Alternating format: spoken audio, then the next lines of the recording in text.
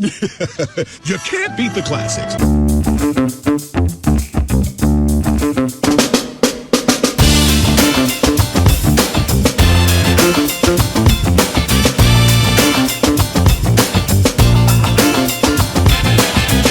What's up, everyone?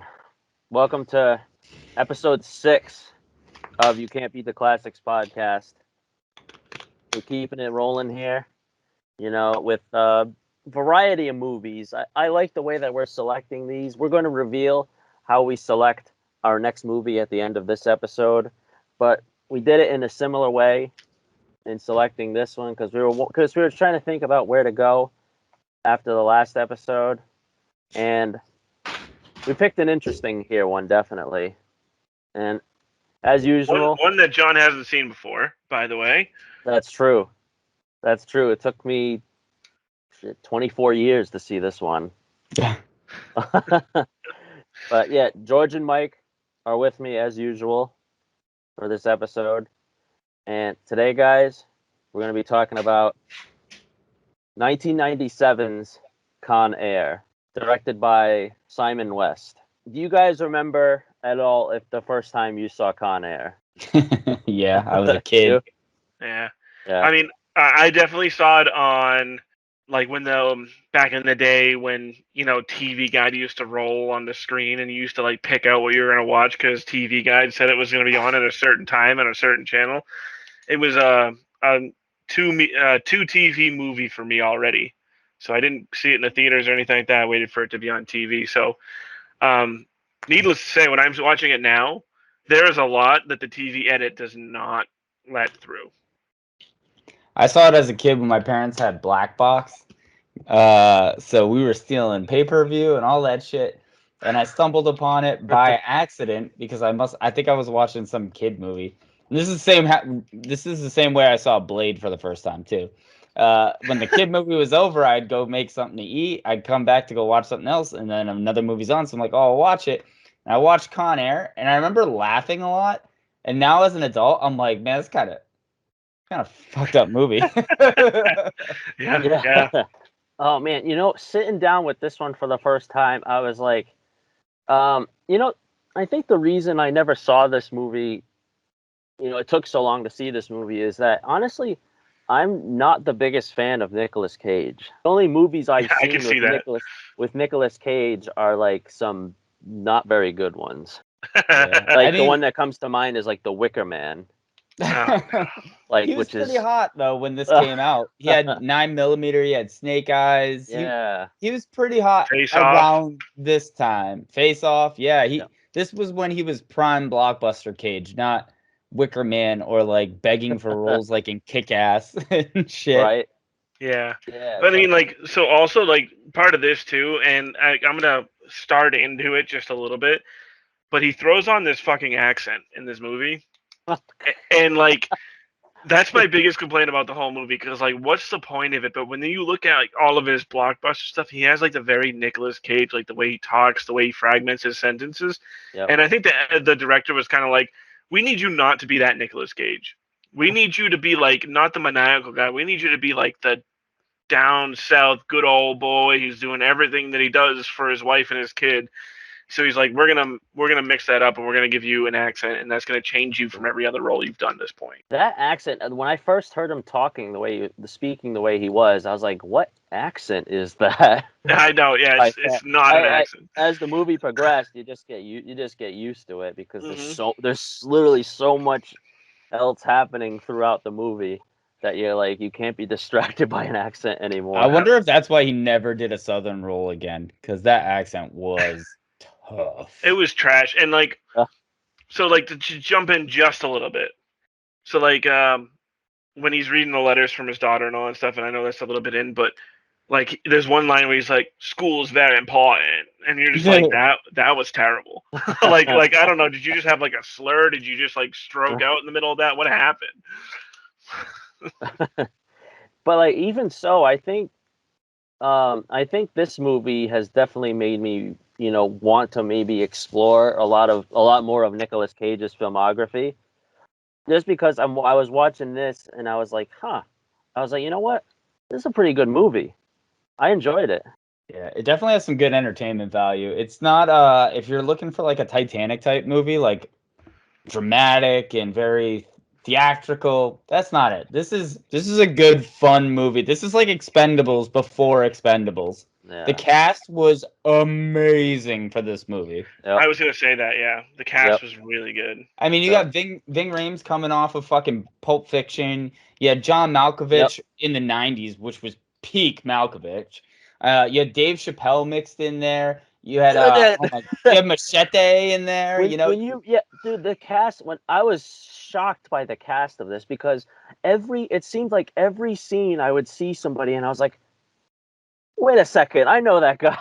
Dude, you had John Cusack. You had so many peak fucking actors in here. It was like, how? Actually, Amazon brought me to recommended for you, and the recommended after watching Con Air is just a slew of Oscar-winning movies. Like you had Armageddon, you had fucking, I can't remember Nicolas Cage, 9mm. Like Green Mile was in there, Pulp Fiction. I'm like, wow, bro. Yeah, well, even the old guy from the Green Mile is in there. He's in there. I was like, every the scene guy had under the somebody truck, I recognized. Yeah, it was great. Crazy, man. What Yeah. I don't know how they got him, but damn, bro. Damn. And they like all the convicts, they landed like really good people too, and like all the people who played like the officials and all that stuff, they landed like good people. Yeah. Just a great job. Yeah, right before we dive into it, let's watch the trailer for Con Air.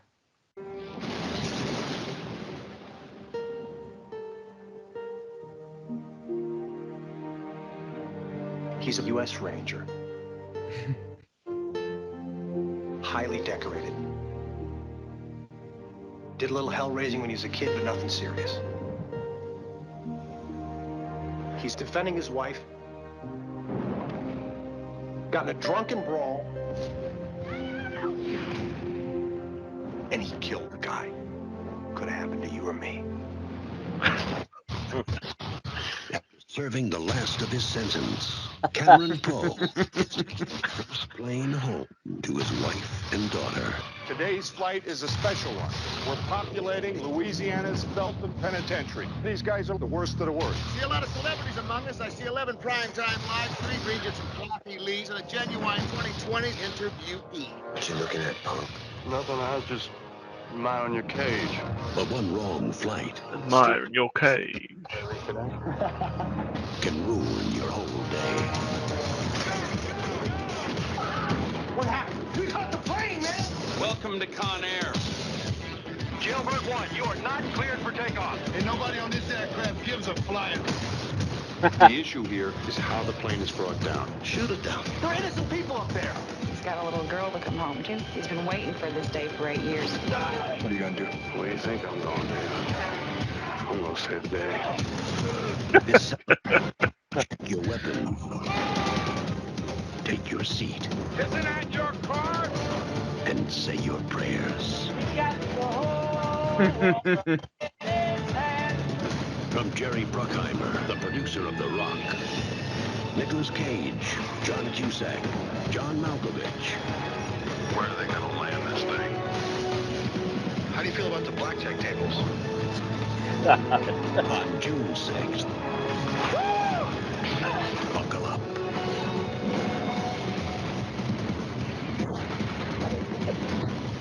Con Air. Directed by Simon West. Thank you, and have a pleasant flight. All right. What a crazy concept for a movie. Right off the start. And it's just that trailer. I mean, you just get hit by nostalgia with that trailer just by that voice. Yeah. It's not a voice you hear in trailers anymore. I mean, the times have changed, but damn. So we were talking about the cast, we didn't even mention Steve Buscemi. Like, I know. What a hit that was. Yeah. He was such an obscure role that was like so impactful for the movie. Yeah, we'll talk about that. Another great one was like he's definitely popular around this time. Cole Meany. Like he was doing, I think he was doing Star Trek at the time, but he was in a lot of stuff in the 90s. So like him being in there was great too. Yeah, just a great cast. Yeah, no, seriously, Overall. it's like on every level. So like we talked about like the cast of, on our podcast we talked about the cast of Titanic and how it was like an A+ cast. Like, well, this is like pretty close, right? I think for the 90s there were 3 casts that like feel untouchable to me, and I never would have ever thought I'd put all 3 of these movies in the same sentence. But Armageddon, Titanic, and Con Air. These casts are literally like these are like Royal Rumble style casts. Like this is WrestleMania in a movie. Like these are perfect. You look at Armageddon. Armageddon brought together comedians, bodybuilders, strong actors, new actors.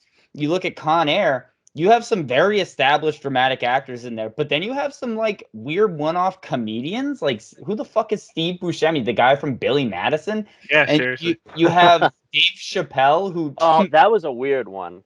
but like he was perfect. It worked. Yeah, he was great. I mean, I would argue The Fifth Element too has a pretty untouchable cast. Yeah, Fifth Element, but they didn't know what they had then. I guess the reason why I put those there is because it's like literally who do you put in the top slate? Yeah, who's on the cover? Literally of this movie? have everyone. It's Malkovich, Cusack, and Cage. Yeah. But like you easily could have put Ving Rhames in there. You easily could have snuck, Steve Buscemi in there. Machete could have been in there. Danny Trejo. You could have put so many people. It was just beautiful. Not to harp on the cast, but no, I agree. Yeah, no, I agree. But like the guy who you just said his name, I already forgot it. The guy who played the cop, like the dickhead DEA guy. Cole Meany. Yeah, Cole Meany. Like I feel like I hated him literally this entire movie. I literally hated him, and I don't know if he was going for that or if he was just going for like stuck-up DEA agent. But like I literally wanted him to die. I think you were supposed to hate him, like not to be too cynical, but like I think you were supposed to, like feeling wise, you were supposed to relate to Cyrus and the people taking over the plane, and you were supposed to hate the DEA agent. Yeah, Cusack was supposed to be the moral compass of the movie, while you have this guy being a douchebag. You have Cyrus who's taking over the plane. He's the villain, but it's like, why is he taking? He just wants to go home. He wants to leave. It was a lot of different directions, but like, I think you were supposed to truly hate the DEA agent. Yeah, both of them. Yep. Yeah. Like, who's the real villain? Because he like made the cons. Everyone who's a con is a bad guy, right? Like, but clearly Nicolas Cage was the hero, and you have Cyrus. So like, it was supposed to be like he was supposed to be that guy you hated who wasn't a con. Yeah. So let's take this from the top then, huh? Yeah. So we're met. I think they had that sequence about various wars at the beginning, if I'm right. All I wrote down was America. That's all and we're introduced to our character of Cameron Poe, Nicolas Cage's character, and pretty much all is well in Mobile, Alabama, right now. It's like nothing's going wrong for Cameron and his wife there in that bar. But then, dude, I was like, what loser goes over to a woman right in front of the man she's with and like invites her over to the table? While just got back to the States uniform. And he's in a uniform. And I'm like, dude, that's low. Guy's a dick. Yeah, all 3 of them. Yeah. So I the very first question I wrote is, why does he have an accent? Yeah. That's the very first, and I think we've already touched on it. Like, maybe there's a purpose for it, but I don't think it was necessary. And like you guys said, he hasn't done a Southern Rose since. And then the second thing I wrote is, why are these guys such dicks to a veteran?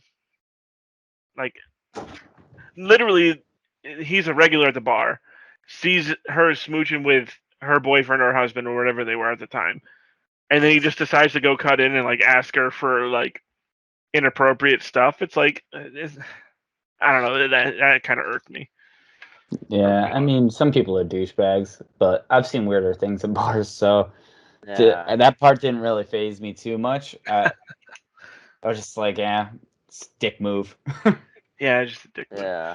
But still, like that whole interaction, I was like, oh boy. I was like, dude, I'm like, you could probably pop one of them in a second. And we see right after, they want to fight Cameron, and he kicks the crap out of him, and he knows how to kill a man pretty much by the way he hit that guy, and that guy's dead. Yeah, and I think it's funny because then it switches over to the court scene, right? Yeah. And his lawyer's explaining to him, he's like, you should plead guilty, and then you'll only get 4 years.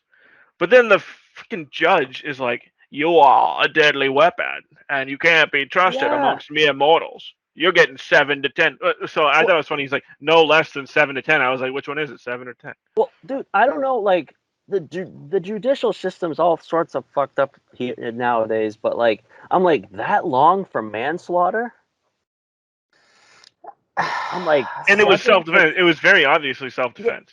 I'm like, dude, you can't give a man in the service a break. Like, I wonder, given the circumstances. You gotta wonder how terrible his lawyer was too, right? I literally wrote, his lawyer is terrible. How do you not? How do you not? They had a knife. There was 3 of them.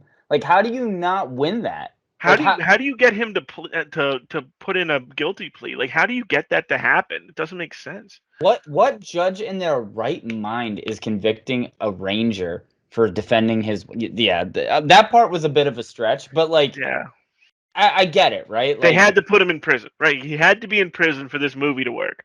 But like, also, it's not like totally far fetched for him to get prison time for doing this, right? Like, that's not totally far fetched. He killed a guy. Like, he probably should go to jail, but like, maybe not 7 to 10. Yeah, when it's so obvious.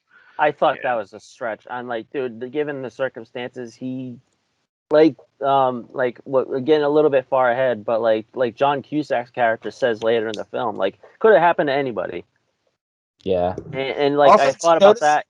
Did you, not to cut you off, but did you notice in the trailer how they didn't cut that from the movie? They actually they made him say it again softer, because in the movie he's all worked up when he's going through the guy's rap sheet, but in the trailer he's just like, could have happened to anyone. You know? He got into a drunken brawl, and when in the movie he's like screaming at this DEA agent, and he's just like, no. They might have filmed it like 2 different ways possibly, and then they used the crazier one for the final cut. That part gets me jacked up in the movie, but in the trailer I was just like, why is he whispering to me? But I mean, the time seems to fly by, because he's writing letters to his family, his daughter that he's never met before, and it's like the fastest, like 7, I think it's 8 years he ends up staying in there. So I also wrote this part, that the way that they showed the passage of time was very good. Yeah. So he started by writing letters to his wife, and then eventually the letters were to his daughter, and you could tell, like, from the progression of her voice, that she was getting older.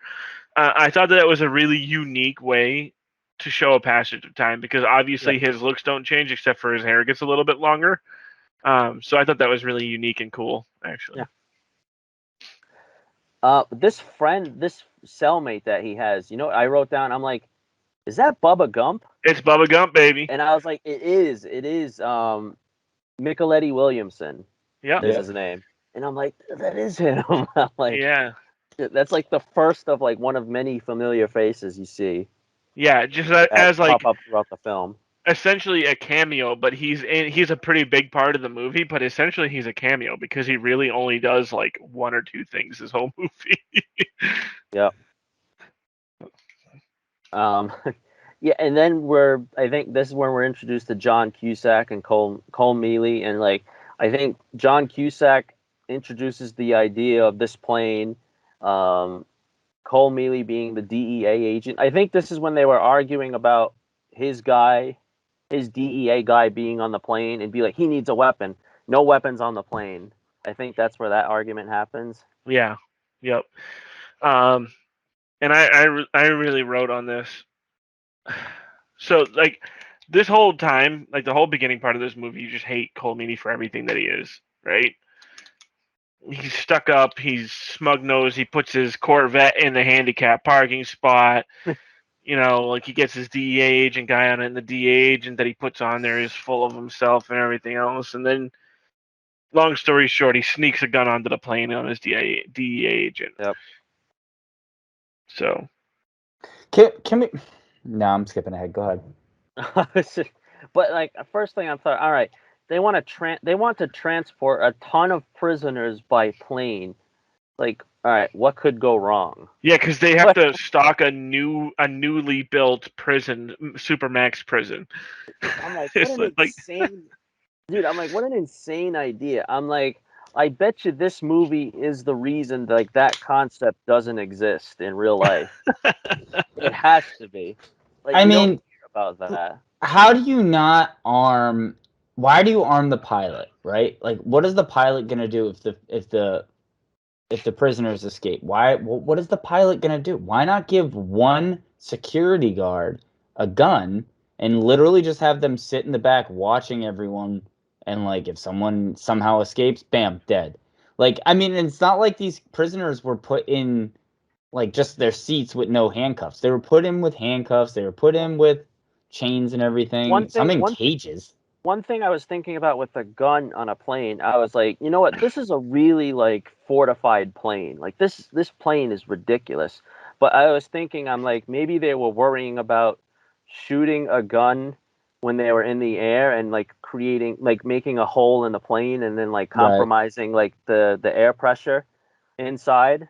Maybe, well, but they don't really explain it in that sense. But that's what I was thinking. This type of plane, honestly, like it's not under like pressure. It's not a pressurized cabin like most planes. Oh, okay.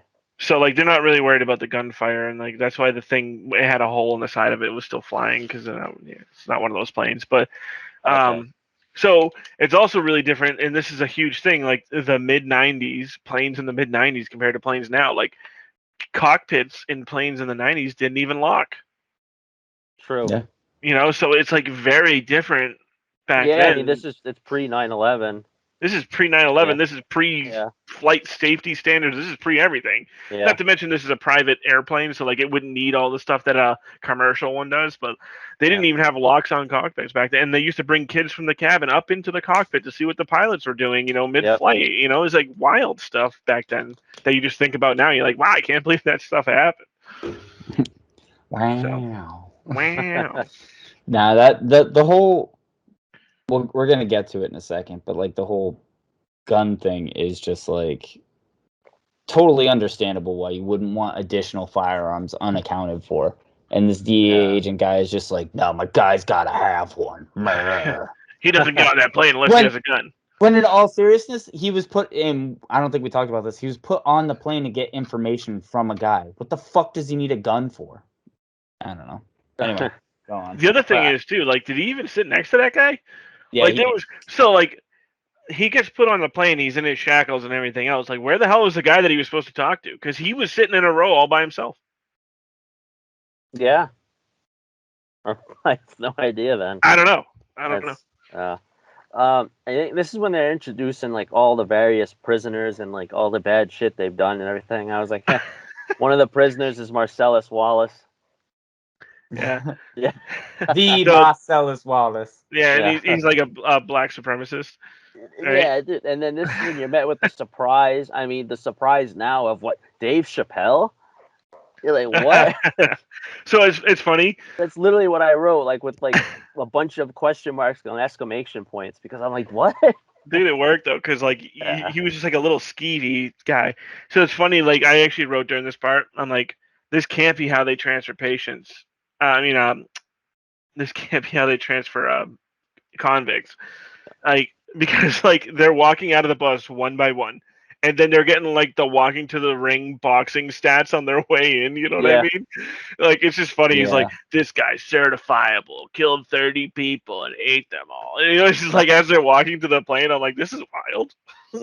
Like, I mean, you had to tell the story somehow. I know. Yeah. This is like convict playing cards, though. Like, what's going on here? I mean, you had a bunch of aces on that plane, that's for sure. Seriously. Yeah. Well, that was one thing I was wondering. I was like, okay, you put the most violent criminals with some like petty ones. Like some of the stuff like people like Cyrus the Virus and like other guys were doing were like way worse than what Cameron Poe did. And so I'm like, why are they putting them all together? So they explained that Cameron Poe wasn't even supposed to be on that plane, but he was using it as transportation. So like Okay. he and they all knew he was supposed to be free. So then they said you'll understand that like no like you're still gonna be in full restraints and shackles because that's the process. Okay. Even though he was technically a free man. Another thing I wrote down was like I don't remember where the plane like takes off from, but I was like, why is Cameron in a prison so far away? Yeah, and it's I'm like, weird because they seem a explain that long too. way. They seem a long way from Mobile, Alabama. So they explain that too. They said you'll understand that you're going to be in full shackles and chains until you're processed by your originating prison or facility. Okay. So he had to travel back to the facility that processed him originally. I don't know. It's weird. No, I mean, it is what it is, right? Like that's part of the experience. They had to make it work. And then you see that they have the DEA is having the guy pretend he's a criminal. I think probably just to keep an eye out. It was my guess. And he sneaks the gun on the plane, unknowing. Another surprise appearance, Danny Trejo, and I was like, I'm loving these appearances. Like they Johnny just kept 23. coming. They just kept coming. Yeah, Danny Trejo. Yeah. What like? How do you think they sold these guys? Like, this is I'm so in love with this cast. I wish they did like how they do the reunion readings or whatever during pandemic, and like all these people would zoom in. Why didn't we get this for Con Air? Like, seriously. Like Danny Trejo, John Malkovich, and Nicolas Cage on a fucking Zoom call. Let's go. Well, Danny Trejo did The Masked Singer. He was too busy doing that to do a Con Air recall. I would love to watch that. Not The Masked Singer. Yeah, no, I think so. The plane took off. So the convicts are some of the convicts are getting ready to take over. One thing I was wondering, I was like, how did they hide those picks in their hands? Like they were inside their skin. Like, they literally put it under the skin. Like I picture like when you like get a splinter, but like just like way worse than that. Because I'm like, how? I'm like the way they were pulling. I'm like, ugh. What I'm curious about is how they got their hands and mouth and everything checked, and no one saw that. Yeah, because like I would think that's like you can't put it under your skin to where it's not visible. Right. And like if you're patting somebody down, like I think it was like really like right next to their wrists, I believe, and like that's. No, it was in the center of their palm. Oh, was it? Okay. Yeah, it was like right here where they had it. It looked one of them. It looked like it was like down like the bottom of their hand. But like if right you were gonna do something like that, isn't like the most obvious thing to do is put it on the outside of your hand, or like even up by your wrist. Like I don't know. Maybe with all their tattoos and stuff, you probably could have hit it so easily on their forearm. Instead, they put it on their hand, where like you have to show them your hands, because even the DEA agent had to show the hands, open his mouth, and that's also how I'm curious how Dave Chappelle. You're gonna get to it in a second. Yeah, got away with the other way of hiding things. I'm like tying something in his stomach. That part so unreal, unbelievable to me, but like it was the 90s. It was but and when you're watching this movie too, like sometimes you watch these movies, right? And like you're like, there's no way that would ever fucking happen. With this movie, you're just like, and maybe it was just me, but I was like, I'll allow it. Yeah, okay, what else you got? Yeah, with Dave Chappelle, like he finds other ways to hide stuff, and he like literally just pulling something out of his from something he swallowed. I'm like, oh, and first thing I was wondering, I was like, what was he hiding? And like I thought he was pulling out something. I don't know. I thought he was taking out something. I don't know what. I don't know what I was thinking, but then you're like, what is that? And then he starts dumping it on the other guy, and then I think he lights a match. Yeah. I think, and then whoa, like literally, I wrote, oh, on my The work. best part about that is that he prefaced it with, "If you come out the other side of this, I hope you have no hard feelings." Yeah. And that's coming like one of after those. That's like one of those '90s like action movie lines. That's just it was funny, but it's also like a pretty dramatic and action movie. So like it had its funny moments. Yeah, it definitely towed the line of comedy and dramatic like quite well. Yeah, for sure.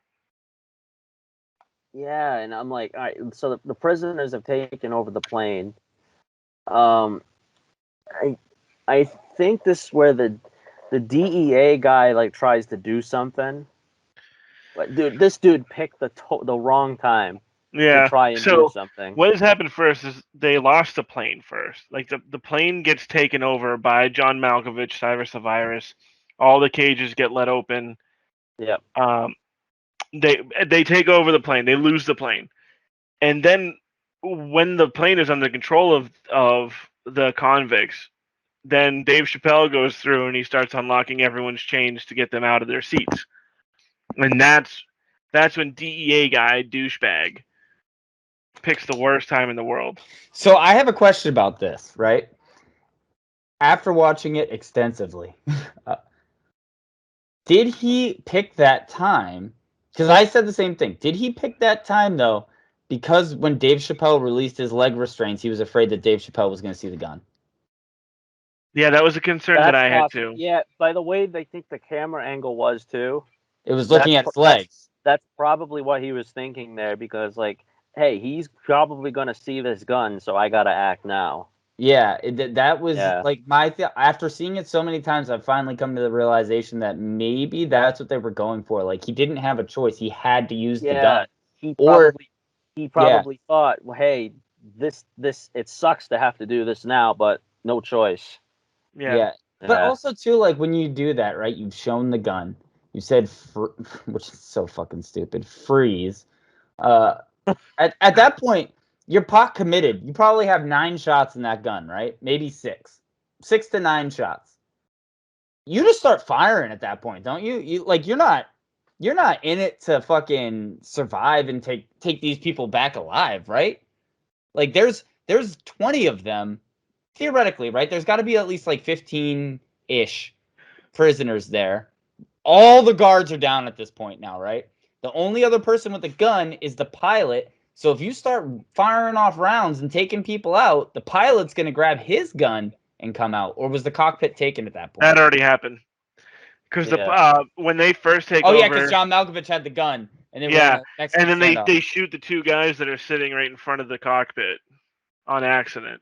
I mean, at that point, if it's me, you're a dead man anyway. Once you pull out that gun, you're not coming off that plane. Right. So just start popping. You start firing. If you get Cyrus the Virus, great. If not, you better fucking hope that there's enough guards Cyrus to help. hid behind that lady guard, right? Honestly, bro, if it's me, she's down, bro. Well, that's what she said. She said, "Take the shot." She was like, "Take the shot." She's fucking down. Yeah. Also, like, let's not overcast the female cop. She had some balls, bro. Yeah. She had some balls in that movie. Yeah. Yeah.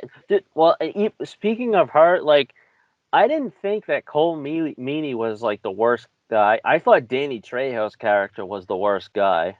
Yeah. Oh, because because even with what he was condoning, like even the other prisoners with like as bad of stuff as they've done, that even when they look at him and the way he was acting, we were like, dude, that's too low.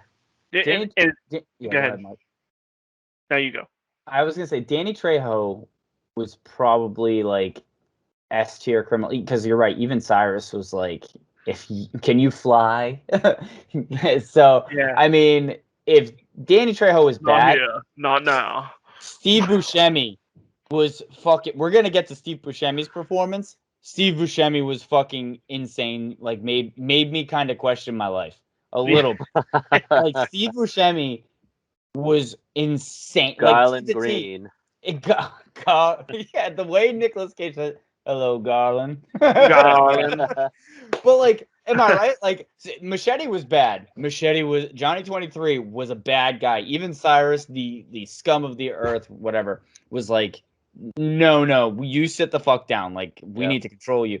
But like, Garland Greene was a fucked up character. And well, we're gonna get to it. But when they land at Carson City, I'm not gonna lie. As a kid, I didn't fully understand any of what he was doing. But as an adult, I was like, wait, what? Wait, excuse me? Hello? Like blowing the whistle, hitting all the bells that I can find. Someone help this girl! Yeah. Yeah. And I'll say it too. So I think that was intentional. People hating Danny Trejo's character because Cyrus the Virus is like, while he's in his cage, he's like, I don't like rapists. I think you're like somewhere between a cockroach and that white film that forms on the side of your mouth when you're thirsty. So he says that about him, which makes you relate more to Cyrus. So you kind of you're like, you know what? I can relate to Cyrus. He's not that bad, you know. So they made their enemies very obvious, and I think that was like really smart. So at some point you wanted Cyrus to succeed. It's a pretty weird, the way that they played with that a bit was pretty cool. Yeah, I thought Cyrus the Virus. I thought he was an awesome. I use the term like bad guy loosely. Yeah, like he had obviously a bad criminal record, but like bad guy is kind of a loose term in this movie, I would say. And like you're not fully sure of his motives, I think, but he's interesting. No, definitely. John Malkovich is amazing though. They never really do say like why he wants to be free, right? You don't know why he wants to be free. You just know he wants to be free, and you're left to assume that it's for evil reasons. But this kind of brings me back, and I'm glad you brought this up, that the last podcast we did talking about Taken 3 and the mastermind Stewie, like how terrible his plot was and how see-through it was. John Malkovich, Cyrus the Virus, keeps that plan right here. No one knows what he's thinking. And like there's so many hurdles that he has to go through to make this work, and he's not telling anyone, and it's all playing out. The only one who knows is Big Daddy, Big Dog, or whatever his name is, Ving Rhames, and Ving Rhames doesn't even know the full plan. So it's like, man, this was a brilliant like kind of mystery thriller that like they made Cyrus out to be gray, just like John said. He's not evil. You're led to believe he's evil, but he doesn't really do anything evil. He stops a rapist from raping a woman, right? And like his fucking mastermind plan is, dare I say, brilliant. It's perfect, and we're gonna find out later. It seems like every questionable thing he's doing on the plane is because he doesn't want his plan compromised. Right. Yeah. That's true. Yeah. No, it was great. It was really cool to see him. I think they land at Carson City here, I believe. Yep. And they're greeted with I thought these jackets these guys are wearing were silly. I'm like, Department of Prisons. I'm like, that's pretty general. And then that's what it was called, though. Yeah. It was called the Department of Prisons. Now it's like rehabilitation and shit like that. But or now that I think they all wear Department of Justice.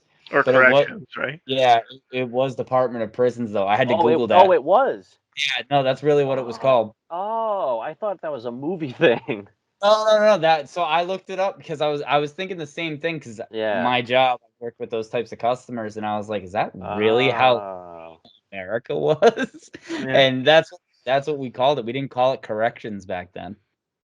Oh, I didn't know that. Okay. Yeah, so that was unique. That was this movie, for those of you watching, was at Blockbuster. Yep. Yeah. So I do need to rewind it like 30 seconds though.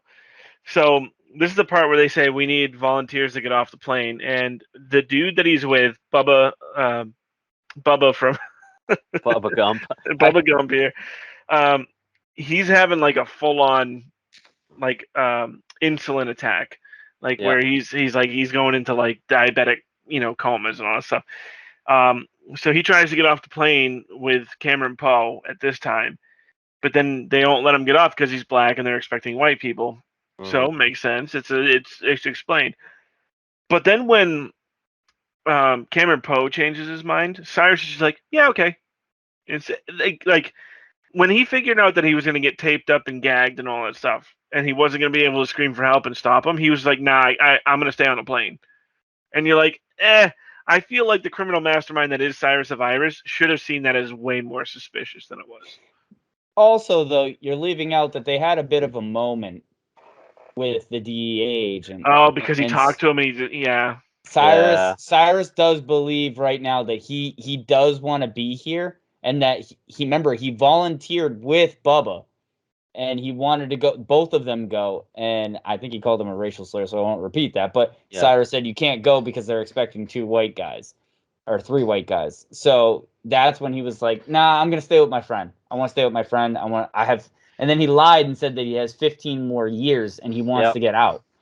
So that it wasn't totally like, because I was thinking the same thing. I'm like, dude, a kindergarten teacher could see through this shit. But no, he kind of manipulates with wordplay, and he's not gonna lie, with that southern drawl, he kind of seems like a fucking moron. So Cyrus is probably writing it off as this guy's just a fucking idiot. Okay, you want to stay, bud? Got it. Yeah. And it all ties back to, and I won't skip too far ahead, but when Cyrus does get the information of how they found out at Carson City, that's when he immediately pieces it together. Yeah. And he's just like, okay, that's why you really wanted to stay. So, yeah, I bought that part, is I guess the long and short of what I'm trying to say. I bought that, okay. Everything that has 90s action movies in it, you're just like, yeah, I bought it. Well, I mean, I had to think about it. I paused it and actually talked to my roommate about this before buying in fully. And I was like, hey, what do you think about this? And he brought up a really good point. He's like, well, A, he thought he was going with his buddy, who he's been sitting with. And B, him and Cyrus are like kind of bros. And someone even calls it out that like, oh, it's Bubba. Bubba goes, hey, your new boyfriend over here. And so like, I thought it was funny that they called him Bubba too. Maybe we didn't get enough of the character development there, or like we missed parts that they kind of fast forwarded through, but like I feel like there might have been another quick scene there that they intertwined in. Yeah. I think this is also I think this is where like John Cusack's trying to get more information about how could this have possibly happened, these prisoners taking over the plane. And I think they're rummaging through Cyrus's cell, and Cyrus literally knew everything. Every inch of that plane. I mean, he knew where people were gonna sit, and he knew everything. He knew everything. Yeah. I thought that was so fucking cool, but I also like watching that protocol wise, it clearly screams 90s, because who the fuck finds that and doesn't call for bomb squad or someone else? Do not open. The do not open thing was the dumbest fucking 90s cliche ever. That is it was those like little moments that made this movie kind of campy, but like, correct me if I'm wrong, it fit, it worked. It didn't it wasn't like Batman with George Clooney where like he whips out the unlimited Bat credit card, which would get traced back to the owner, and try and use it. But like it felt like it kind of fit what they were doing, which was towing the line between comedy, thriller, and action movie. Yeah. I think they mentioned Colombia too when they're rummaging through a cell, and I'm like, maybe that's the country they're trying to get to. Well, that's where I can't remember the drug lord's name was. The drug lord who's only in a movie for like 15 minutes. Oh yeah. That's where he was from, and that's the lawyer he was talking to. So I think that they were gonna go to Mexico, and that was the escape plan, is they were gonna go to Carson City and go to Mexico. Oh, I see. Okay. Yeah. And then now we meet Garland Greene. And now he's on board. Welcome aboard, Garland Greene. He's got the fucking Hannibal Lecter suit on. Yeah. They totally, bro. Garland Greene was probably the coolest character in this entire movie. I just think it's funny because he gets on the plane and John Malkovich is looking at him, and he's in his cage and he's like, "Let him out." And I was just like, "Oh, that's a ballsy maneuver." And then a little bit later on in the movie, he's like, I once cut the face off of a woman and wore it for 3 states. No, it wasn't a woman. It was a child. A child. I'm It sorry. was a little girl on his daughter's birthday. He's telling him this story. And that's what's said. But, like, that's his MO. And that, again, speaks to how coordinated and well that Cyrus planned this out. He knew Garland Greene is no threat to any of them. He wants to kill a child. He kills children. Yeah, that's messed up. So, like, he let him out. He's just like, no, let's not piss this guy off so he changes his MO if he ever gets out. Like, I thought that move was so calculated beyond what we saw in the movie. Like, oh, yeah, let the gimp out to play. It was, like, so calculated where, like, he kills children. Let's not piss him off because he is a scary fucking dude. Let's keep him status quo. So you want a front row seat, pal? Here you go. Yeah. And then when he starts talking to fucking Cameron Poe, bro, that whole conversation gives you the creeps because it's like crazy is a matter of perspective, right? And then he breaks down going to work, doing your 9 to 5, sitting in a cubicle, and then being told you can't do it anymore at 55, and then you just wait to die, is like the most. Like, he seems like the most brilliant and insightful man in the world. And then he tells you the story about how he killed a little girl and wore her head as a mask for fucking 30 miles. 3 states or something. I also have a quote written down on this one because I thought it was awesome. Because when Bubba looks over to Cameron Poe and he's like, what's wrong with him? And then Cameron's line is, my first thought would be a lot. Yeah, and I just thought definitely a that lot. line, like, I literally just laughing, not because the line was funny, but because it was just so dumb. I think something in Cyrus's cell exploded because the guards are stupid. It's literally like John Cusack's like literally don't touch anything, and immediately they touch something and boom, explodes. But he already knows where they're going. He knows that they're going to Carson City because he used the cipher. Well, so. he knows. Yeah, he knows where they're going. But as far as finding them, the prisoners throw him off a little bit. You find out that Dave Chappelle, he put the transponder of the plane onto the smaller plane. And I'm like, I was thinking, wow, he did that very easily. I was like, all right, let me just move this transponder over to this plane. Well, the guy that took over the cockpit put it onto a 9-volt battery and like had it powered, the whole deal. Like they showed him doing it. Yeah, it was pretty. Yeah, that was interesting. Again, something I didn't quite understand as a child. Yeah. And I think Cole Mealy and John Cusack are like still having like their back and forth. Like Cole Mealy, like I'm gonna call him Chief O'Brien because that's what he is to me.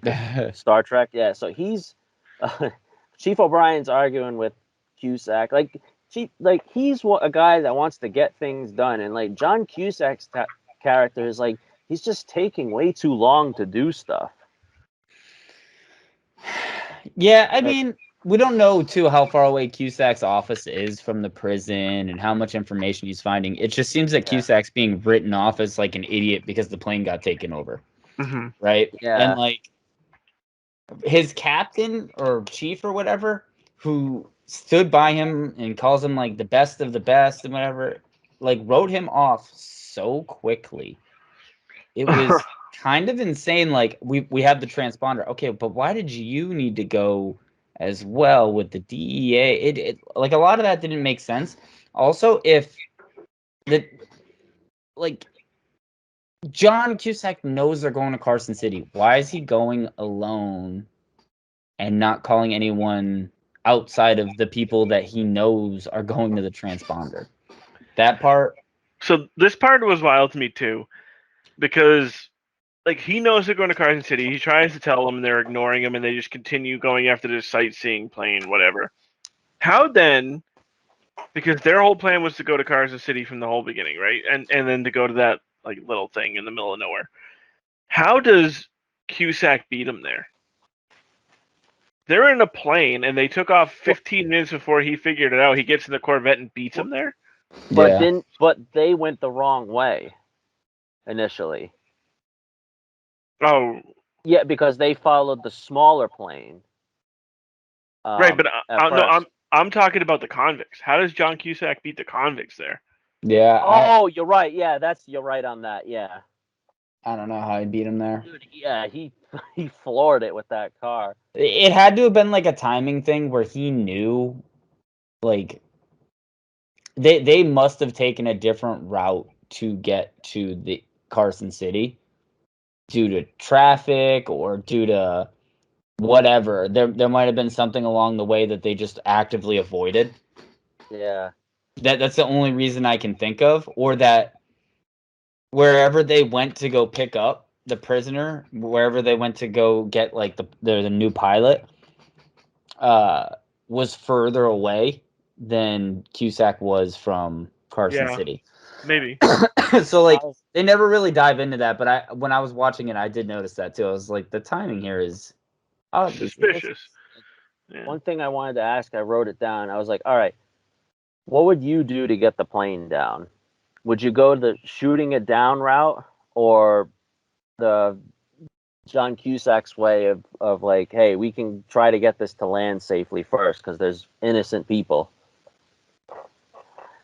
I'd probably try to get it to land safely first, but I want to find the plane first, right? Like, you don't need to shoot it down. They're not going to kill everyone. They're going to use the people as leverage. Well, I was thinking, I was going to say, like, try to get it to land. But, like, you see later, I don't want to get too far ahead, but, like, I would say depending on where the plane is going, then you might have no choice but to shoot it down. Right. Like, once it's getting ready to leave the stateside, I think I would have I would say down. as long as it's going towards, like, the middle of nowhere, like, nothing really in its path, then try to get it to land safely. Otherwise, I would have taken it down. Yeah, I don't know. I don't really have an opinion on this because like it's an impossible decision to make. Yeah. Yeah. I mean, like what loss of life is it worth? We do see the loss of life in Dave Chappelle's character as he got stuck in the landing gear. Oh yeah, Cue Ball didn't make it. Yeah. Well, and I think you see the body falling. Like, you see his body falling, and then you see the car driving. And I'm like, all right, I already know what's going to happen here. Yeah. Can we agree, though, that there's, like, no shot that T-shirt is readable after? Oh, it's got your name written all over it. Yeah, there's no shot that T-shirt's readable after. I don't know. Like, Sharpie doesn't come off that easily. Neither does blood. Yeah. No, it was like it's one of those things they had to progress it, right? So they found out the first clue because they like punched the inmate in the chest, and like the tape recorder came out, and that's how they figured out that the inmates had the plane. And then he's leaving the clues with this, and they're trying to progress it in a believable way. I thought that was I thought it was unique. That's a ballsy play too. Like, you have a guy standing right there, and you're like right. The second mastermind in the whole plan. Yeah. Well, another question I had is because he wrote on the body to contact Larkin, but I was like, wait, how did Cameron know to contact Larkin specifically? Or did he just write? I forgot what he wrote on the body. I was like, did he just write a general? Like, no, he said he was listening when Larkin was talking to Cyrus. Oh, okay. Yeah, he was in the room when he's like, "Hey, I want to know what's happening next," and Cyrus was talking to Larkin. Yeah, he asked him to identify himself. Okay, yeah. That's when he was like, "I don't like him. He doesn't talk anymore." Oh, that's right. Okay. Yeah. Okay. That other guy, I forget that one convict. He's another really bad guy. I forget his name, but like, he does something Cameron doesn't like, and one of the more infamous lines of the movie, "Put the bunny back in the box." Billy something. Billy Batson. He took his fucking daughter's birthday gift out of the box. Put the bunny back in the box. Love it. Favorite line. And then he goes through the whole fight. He kills him, and he says, "Why didn't you just put the bunny back in the box?" That's exactly what I wrote down. I literally wrote down what he was saying. Yeah. Yeah, because it's great. My thing though there was like, okay, so he kills Billy, and because Billy reads his letter about how he's getting home and everything else, right? He doesn't destroy the letter. He doesn't hide the letter. He doesn't hide the body. He just goes back upstairs. And even Garland goes, 2 went down, 1 came up. Yep. And it's like, okay, come on, bro. Doesn't take. Yeah. And I think they were following. Those choppers were following that other plane that they thought because of the transponder thing. And I really thought they were about to shoot down that innocent plane. That would have been dope. I really thought they were going to do it. That would have Like been dope. just fire without seeing the plane. Imagine. Just a bunch Yeah. of people like, is this safe? Nope. Is this part of the tour? And, they're going in for a rough landing at Lerner Airfield. But I was like, wait a minute. So they're landing, but I'm like, they're landing this plane to get in a new plane. And I'm like, where is the new plane? And it wasn't there yet. But we learned that that's not the case. It is there. And I was thinking, how about next time try to land a little bit smoother? Yeah, and I think preferably not in front of the propane tank. I think too, the other plane was on the runway, so they had to go back up and then back down, which probably shot the runway a little bit for them. Yeah. Which was but yeah. also unbelievable. It's also unbelievable, right? So at this point, we got Bubba in a full diabetic coma. Yep. Everyone else is running wild. Now the plane is the nose is buried. He calls the guy the Viking. He tells him to go get a tractor so they can try and drag the plane out. Everyone else is digging, and then Poe is like, "Hey, I'm gonna go get the fuel truck." And the best part about this is Poe runs away for like 20 minutes, doesn't even get the fuel truck because he's looking for his syringe the whole time. I get it. But then at this point, so Poe goes to get the fuel truck, and then he accidentally finds the plane that's supposed to be there. But who else finds the plane that's supposed to be there? Out of nowhere, through the mist, comes our hero, John Cusack, to save the day. By the way, what was the line that he used? Oh, I don't remember. Freeze. It was freeze. Oh, God. Yeah, what a dumb fucking thing. Like, I get why you would say that as a police officer. We are way past that right now, right? No one's freezing. This is get rich or die trying. My favorite part about this whole scene, though, was when he's like, "Now listen to me. You don't want to pull that trigger because you're gonna have 20 armed convicts and be very mad and come this way." And then he puts on the silencer and he says, "Well, hooray for the sounds of fucking silence."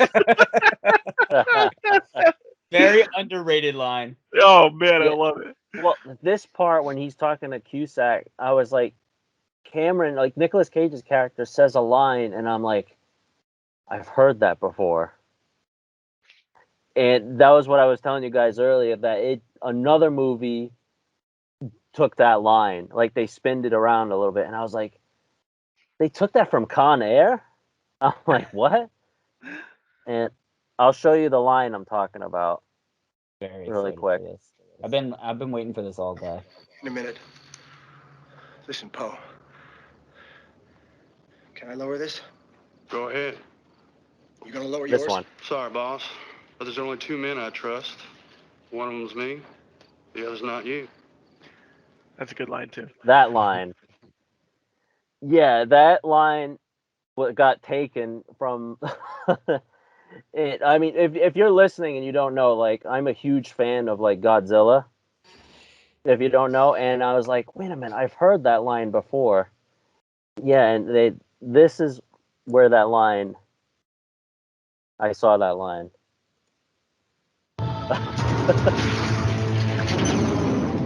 Old Godzilla. It's a dub, so the dub is horrible. What is that monster? Listen, kid. There are 2 things you don't know about the Earth. One is me, and the other is Godzilla. Like, they took that line from Con Air. Why did that guy look like Hopper from Stranger Things so fucking bad? I was gonna say that. But yeah, Awesome, I've heard that before. But now it's time, like, oh, I guess it's time to save the day. I think he says. I'm gonna save the fucking day. What do you think Yeah, I'm gonna do? that's what I'm he gonna says, save the day. Yeah, so like that whole scene is pretty cool. This is when John Malkovich realizes that he's been double crossed. Whoop, something happened. No, we're here. Okay, so this is when John Malkovich realizes that he's been double crossed. He sees the other plane trying to take off. Miraculously, he's able to get a crane down and stop the plane from taking off, and then John Malkovich catches up to him. And then this drug dealer, he's like, "You're just gonna leave us?" He's like, "No, I was just coming to get you." While the plane is like fully speeding up, like the jets are flying out the back of the planes, taking off. That's funny. One thing I'm gonna take George's line here really quick, dude. No shot that all these guys are pulling a plane that size with just ropes, with just literally just a bunch of guys with ropes and like a tractor. Like, I was like, no way they're pulling that. Yeah. Just by themselves. Yeah, I agree. I wondered how none of them wondered who was operating the crane that destroyed the plane. Like, hello? Did no one see John Cusack? No. Someone did investigate the crane. Oh. Someone investigated the crane, and he was like in the front seat of a car, hiding underneath the dashboard. Oh, okay.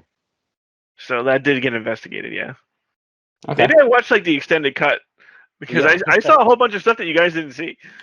There was a lot of things that like felt like that Brushed part. over. Yeah. And then we had discovered that those drug lord guys, they hid the new plane, and the new plane goes down really fast. Yeah. And Cyrus the Virus scorches these guys. Yeah, that was dope. Yes. Do you remember the line? But sayonara. Yeah. That was good. Yeah, that was a good one. Yeah. Total Schwarzenegger line. Yeah. And now I think they're getting ready for these troops that are driving towards them. That they see, all right, who's coming here? And it's a bunch of troops that are coming. Yeah. But they pull out a bunch of weapons from like the cargo part of the plane, and I'm like, I thought there were no weapons on the plane. Now, John Cusack in the very beginning explained that there was 2 weapons on the plane. There was a weapons cache in the front in the cargo area, and one in the cockpit. All right. Yeah, but my thing is, like, you guys didn't even hit the most concerning part of that. Number one, how many propane tanks are at this airfield? Number one, lots. Number 2, why the hell are there grenade launchers in the weapons cache of this plane? Yep. Yeah, they had an arsenal. Like, literally, that was like a pretty big weapons cache there. But I mean, I get the machine guns and I get the shotguns, but not the grenade launchers. Like, what are they expecting to fly into? Yo, it's Redneck Central down there. Yeah, it's just funny. But like Cyrus the Virus does such a unique plan to be ready for these troops, and they play these troops like a fiddle. Yeah, they stomp them. Before Cusack shows up with the truck, but which is like, it was low-key brilliant, again, showing how good of a villain he was. Like, he was very calculated, and like, he wasn't just like a serial killer like a Ted Bundy. He was very, very calculated about everything he did. Loved it. Agree. And throughout all this, we've been going back and forth with Garland Greene sitting with this little girl at this trailer park, and I think you see Garland Greene go off, but you don't. So like, you think something happened off screen with the girl, but then you see that he didn't do it. Yeah, no, the girl's waving goodbye to the plane. Bye, Bob. Yeah. So that's a pretty messed up scene, though, right? Because he's not really saying anything; he's just looking at her. Yeah. Are you sick? Why would I be sick? Oh God. Oh God. Just get me out. And then he got the whole world. Yeah. on the plane. How fucking gross is that? He's away from this girl. He's got the whole. Oh, just. Yeah, no, it was pretty cringy, but it also like it painted a good picture of like how twisted that character actually is. Yeah, it was brilliant acting. That was like superb acting by Steve Buscemi, who like most of us know him as Crazy Eyes from Mr. Deeds or like from Billy Madison. He literally puts in this, and because of this movie, I went on to watch Armageddon. In Armageddon, brilliant performance. Like he's just like such an underrated actor. It's a shame that he's labeled because I thought Garland Greene was so creepy. Yeah. No, I agree. And I think he has the chop. We finally see that Meany has the choppers on him, but I think he ends up not shooting them down. Because I think Poe convinces him, "Hey, don't shoot us down yet." So this kind of goes back to your previous conversation you guys already had about this. Do you shoot it down? Do you not? The pilot of his helicopter at one point says, "This is the last." Like we're not overpopular or civilization. Like this is the last opportunity you have to shoot him down, and he makes a decision not to shoot him down. Yep. Yeah. I mean, realistically though, like you got to think. Do you really want all those people's blood on your hands? Because you're about to kill at least 4 innocent people to kill 8 convicts. Like, realistically, I don't know. I don't know if I could do it. It's a hard decision. I just don't know if I could stomach it. I liked the line Garland Greene drops this next part because you hear they start playing Sweet Home Alabama on the plane, and he's like, "Oh, how ironic! Here, everybody's dancing on a plane by a song by a band that died in a plane crash." Yeah, I was like, define irony. Yeah, yeah. He just a brilliant character. Jerry Bruckheimer is like one of the best storytellers of our time. Such a good character. He wrote such a great. He doesn't know how good of a like. If this was made today, we're getting a Garland Greene movie. Like, imagine one. But like realistically, in a day and age where no one can come up with their own bullshit, Garland Greene would get his own movie. If this movie came out today, we'd get a prequel for Garland Greene or Cyrus. 100%.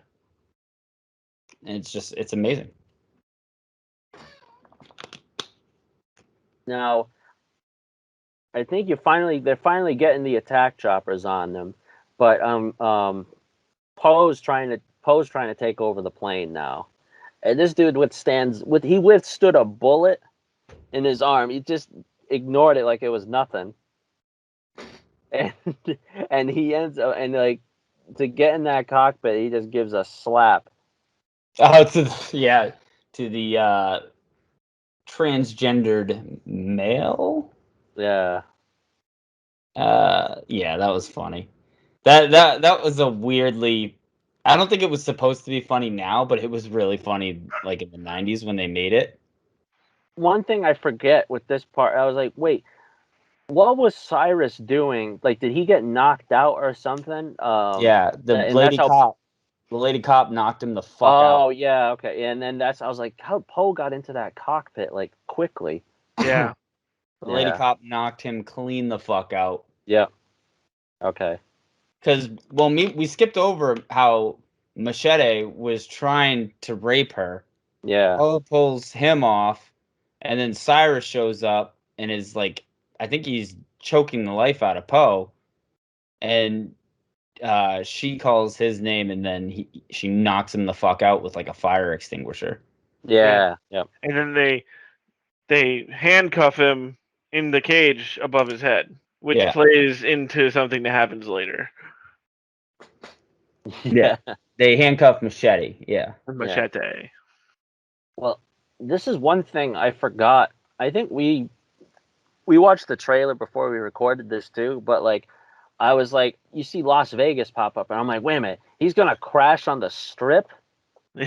I'm like, I forgot that was part of the movie. I'm like, what? And Yeah, a lot of wild shit happens between now and that part. You totally do lose track of the trailer, and you forget. Yeah, they're gonna crash in Viva Las Vegas, baby. Yeah. Yeah, and like they literally like are going through all of the strip, and then eventually they run out of they run out of their runway. And they crash right, and then I was like, oh, that's a way to check into a hotel. Yeah. Quite literally, like, if you think about it, I think we've all been to Vegas, right? Yep. So, I haven't, but yeah, that's okay. Okay.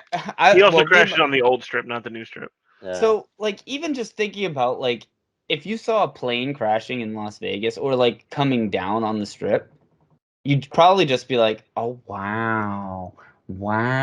Everyone's screaming. Like, if I saw that in my hotel coming, I'd just be like, oh, shit, this is crazy. But I don't know if I'd be in full-on panic mode, you know? Yeah.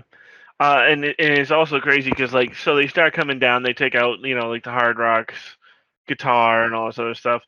And then they're, like, crashing, and, like, Cyrus and Poe are, like, still fighting.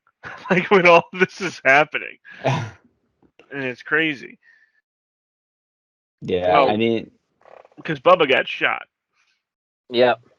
Bubba took a bullet, and I need someone to help me out here, because the dude... The whole movie, Bubba's dying, right? Like, Forrest, I'm dying. Like, he is dying the entire movie.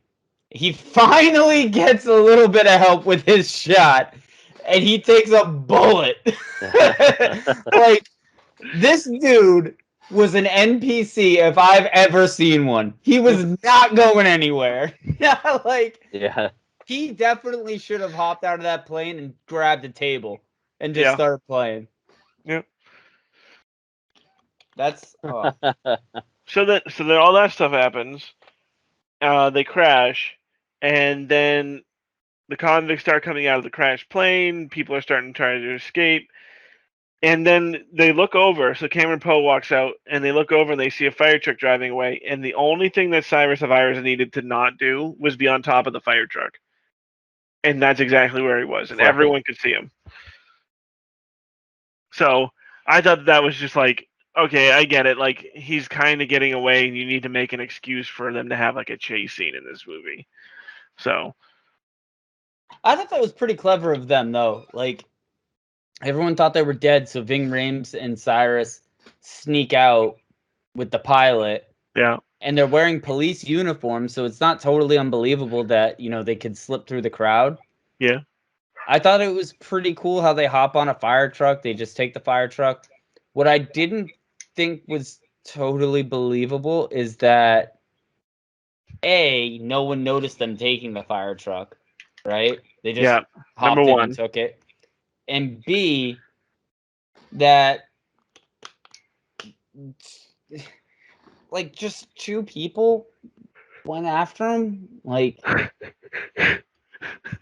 Just two, and no one blocked. It's Vegas, right? It's not that, like, again, John hasn't been there, but like, Mike, you've been there. Vegas isn't a very complicated place. It's one gigantic highway. And that tunnel that they ended the chase in is now complete. By the way, like, why? I guess how did no one stop them from leaving or getting far away? Yeah, I think it's funny too, because like at the beginning of that scene, they have all the convicts down and like in the handcuffs and all that stuff, and they show a cop walking through, and he's like just counting them. And I thought that was funny. He's like 1, 2, 3, 4, 5, and then all of a sudden you look over and Cyrus is on top of a fire truck. So like they're literally counting them like middle schoolers or like elementary school students, and then they just like missed convicts. Low key, I thought that was brilliant by Cusack, because like that wouldn't have been my first train of thought, is to do a head count. I would have been like just looking for Cyrus, and I probably would have missed someone else, so I think that was like low key kind of a really smart move, but at this point you don't know how many are alive and how many aren't alive. But they knew how many were on the plane. That's true. It's true. So he was trying to just do a head count. The whole thing when after the plane crashes is like, it seems like really like premature, because it's like, come on, there's still dangerous guys out there. And like you kind of seem like, all right, we've got everything, we've got everybody, everything's good now. But you see, people like Cyrus the Virus are still out there, and like when I saw that they let out Cameron's wife and kid, I was like, oh god, too soon. I was like, put them back where they were. Right? Like how? Why would you bring them to Vegas? Yeah, that's the other thing. They're in Louisiana, right? So like, yeah. And so stuff starts going bad, and Cusack's like, no, we need his wife here, and so we need to talk to her. And then all of a sudden, she's in Vegas with the kid. Yeah, which didn't really like. I think you could have ended that a little differently. So I guess we fast forwarded through. Cameron Poe is on the back of a fire engine, and he's fucking fighting Cyrus while hanging off the ladder. So Cyrus is on top of the ladder while Cameron is doing fucking monkey bar pull-ups, just like, don't do that. Don't do that. They're fighting in the back, right? Ving Rhames is already dead. I forget how... Did Ving Rhames get shot? Yeah, I know he got crashed into because he was on the back of it. He was toast. Yeah. The motorcycle Cusack. Cusack used the motorcycle and like, wham, he jumped off of it. And then the driver is the pilot. And doesn't Ving Rhames, or doesn't Cusack put the fire hose in the cab? So the cab, so he's like either got to drown or bail, so he bails and dies. No, he crashes into a car and flies out of the windshield. Yeah. So he dies. Meanwhile, in the back, somehow Cyrus has like a large fire poker and is trying to stab fucking Cameron Poe, and he can't hit him once. Like when he stabbed Cyrus in the leg, I was like, oh, I felt that. I know, yeah, I felt that. Yeah, he lets out like a screech. He's like, ah. And then they straight up show it. They show the stick going through his ankle. You're like, ugh. Yeah. Well, I thought that was huge because like I could see how Cyrus frustrated, maybe missed a few times, whatever, and for dramatic effect he misses a few more times. Doesn't hit Poe once, which is kind of fucking stupid. But the end when Cyrus dies, they crash and there's like a mechanical smasher for all the garbage and whatever from the bridge construction. And when I'm a kid, I'm like, why doesn't Cyrus move left or right and like get off the track? But then as an adult, like you said, you felt that fucking thing going through his ankle. And I think by that point, by the time Cyrus is under that thing, I'm like, this dude's like broken every bone in his body by this point. He's literally like, hit me. Yeah. So I will say one of my favorite parts about that scene is that he does not say a single thing. He just lays on his back and he's looking straight up and he sees it and then it just kills him. Like he doesn't say anything cheesy. He doesn't cheapen it. It just happens. And I appreciated that. The fact that there was no lines there. Yeah. I liked that after the plane crash, I was like, the chase was not over. Because the whole fire truck thing was cool too. And I was just like, geez, I'm like, these explosions. Literally it was great. It was awesome. I thought that was cool. Yeah, it made it so that like the end game wasn't about the plane, right? It was about the villain. And I thought the villain was great. And you have no idea why he needed to be out other than he needed to be out. And I thought that was like, it was so menacing watching this because you're like, you don't hate Cyrus. Like throughout the entire movie. You know he's bad, but you don't hate him. Like you hated the DEA agent. You relate to Cyrus. You could kind of relate to Cyrus because you have no idea why he needs to be out. Like you have no idea. Maybe he knows how to cure cancer. You have no idea why he needs to be out. Like it's laughable, but like they could easily have written it that way, where like he had an actual good reason to be out of prison, or like someone was gonna kill him in the next, jail that he was going to. You have no idea why he needed to be out of prison. You just know that he wasn't a good guy, and that he was defying Cameron Poe from being home, and I loved it. I loved every second of it. And the only thing that like didn't sit well with me, at first, was that Cameron Poe had no reason to chase him. And then when I rethought about it, it's like actually he knows exactly where Cameron lives. He knows he has a daughter. He knows he has a wife. I was like, So really, Cameron Poe chasing him was like the Yeah. ultimate. Like, you need to secure your family safety Yep. by killing I had him. thoughts about this too, but like literally the scene or two before that, he said, "I'm gonna make sure the last thing your daughter sees is like my breath coming out of my crooked teeth or something like that." No, he says the last thing she's ever gonna smell is my stinking breath. Yeah. So like he knows that there's already been a threat of his daughter, and if there's one thing you know about Cameron Poe, you don't. But he make didn't threats. actually kill him. He didn't act. So he's like, he is rehabilitated because he didn't kill him. Yeah. He would have. Listen, you don't know that. He was probably on his way to go steal the Declaration of Independence, and he was just like, yeah, well. Yeah. Could you imagine if this was a prequel to National Treasure? Imagine, yeah. At the end, you just see the fucking the little sidekick show up. Hey, do you know anything about history? Funny you should mention. Yeah. My name is Gates. But yeah, we have our ending to this crazy film here. Cameron's reunited with his family with the first awkward interaction, I think, but interesting soundtrack choice too on this one. Leanne Rimes at this part, I was like, oh, all right, but yeah, I wrote down, I was like, wow, pretty good movie. Yeah. What was the song by Leanne Rimes? How Can I Live Without You, right? Yeah. It might have been, yeah. It's also the song that they're playing in the very beginning of the movie. Right. She did the soundtrack for this, and then right after this, she did the soundtrack for Coyote Ugly. Yep. Wow. You're welcome. So Con Air even the musician was famous. That's crazy. That's awesome. She I don't know if you guys remember too. That song it's still a huge song. So like kind of weird when you think about it in context of Con Air. Like next time you go to a wedding and you hear that as someone's wedding song, you're just gonna be thinking, "Put the bunny back in the box." Right. Yeah, man, a wild film. I was happy with it. I enjoyed it. I'm glad it was a movie poster. I think we had mentioned it earlier. Like, this is definitely like a poster, or like definitely something I saw on the shelf when I was a kid at Blockbuster. But I never really thought about it, but until now, I finally see it. I think it's because like people see the movie or like the trailer and it kind of looks like a comedy, or you look at it from the lens where like it kind of looks like it's supposed to be a thriller, but it looks like a shitty cheesy one. But then when you watch it, it's like the cheesy stuff that is in there. It kind of works. Like if you go into it looking for entertainment, it works, right? If you go into it looking to nitpick a movie, like if you thought you were going to see like The Dark Knight or something like that, you're going to be thoroughly disappointed because it's not a serious tone, whatever. But like if you're looking just for an hour or two of get me the fuck out of the real world for a minute, put me in the Matrix, this is fantastic. I mean, it totally. Some of it doesn't hold up to today, like cell phones may have helped here. Cusack had a cell phone.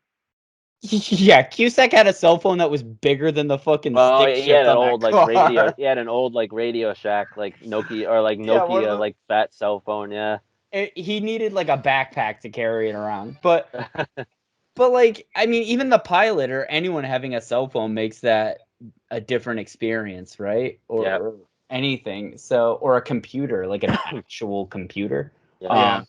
Makes it a little bit different experience because I don't think you could do this movie in today's age because a computer reveals Cameron Poe immediately to all the prisoners, or like a cell phone just it makes it the transponder trick not work if there's a cell phone on the plane. So like I don't know if you could remake this movie, and I'm so happy no one's touched it because if you go into it just for the entertainment factor, I still think it's like I pitched it to John pretty hard because I think the movie is a fantastic 2-hour watch. Yeah. And you can't. I don't think you could really remake it and have it hit the same. No, for sure. I don't think this. I don't think you could get a good enough cast. You can't get a good enough cast like they got. They got a bunch of, like I don't think anyone knew at that time John Malkovich is actually kind of funny.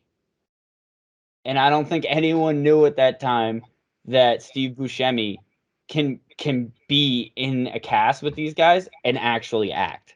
Yep. You know, or that like Nicolas Cage. Yeah, he was a bad Southern drawl, but he wore 3 or 4 different hats. He was funny. He was actually a good action star. He was a decent actor. Showed, you know, a little rom-com side. Like, I don't know if you could remake that today. Like, what are you gonna have Kevin Hart play the Dave Chappelle part? It's not the same. Yeah, no, you're right. Well, then like actors like that don't take these small roles like that anymore, unless it's like something that they're doing for themselves or for a friend. But like they wouldn't like. Does Dave Chappelle take that little role now? Even no, I think he would. I mean, I don't but think he would. he did it in A Star Is Born. But I don't know. Still haven't seen that. Star Is Born is a pretty good movie. I'm not a big chick flick guy, but it's a pretty good movie. But yeah, no, I think if you really were gonna recast this movie, and I think that would be a good talking point. You're right. The only way this works is if you do it really, really small, like 4 or 5 people, and I think that's why Tropic Thunder was such a huge success, is because they kind of pulled it off a little bit, but on a smaller scale. Like Tropic Thunder was action, it was comedy, it was dicey comedy. I don't think you could pull that off with 12 actors like they did here. No, yeah, I think you're right. Yeah, this is one I think should not be touched. I think Con Air is one that should just remain the way it is. You know, don't do anything with it. Yeah, this is one I was happy to sit down with. Glad I got to watch it. Yeah, I'm so glad you liked it, because like if you didn't like it, I would have felt like a schmuck. I love this movie. It's a fun movie. Especially for something from the 90s where, like, let's be honest, a lot of the 90s movies are either classic or they are garbage. There's very few in-betweener movies, and I think this is one of those in-betweeners that, like, actually works. 1997 is a good film year. Definitely. Yeah, 1997 was loaded. Yeah. But yeah, I mean, thanks you whoever was listening in on this episode of You Can't Beat the Classics, talking about Con Air. I'm going to reveal now how we're going to decide the general idea of what the next movie will be. So what I'm going to be having here is I'm going to be having a wheel pop up, and I have in the wheel. Let's put it on screen here for everybody to see. So I have a wheel here, and I have a list of years. We have a list of years between 1970 and 2020. So we're gonna spin the wheel here, and whatever year it lands on, we're going to pick a film from that year for the next episode. We don't know the film yet, but we're gonna get the year for you right now. All right, guys. So we're gonna spin the wheel. Let's see what we're gonna get to work with. Oh, it has noise. 1984. Okay. All right. So we're gonna go 80s next for the next episode. We're gonna select a film from 1984. Oh. George is already looking up 1984 films. Oh baby, I have the pick. All right. We're gonna end the episode here. Thanks for listening, guys. Thanks for talking about Con Air. And peace out, guys. We'll see you for the next one. Thanks for flying.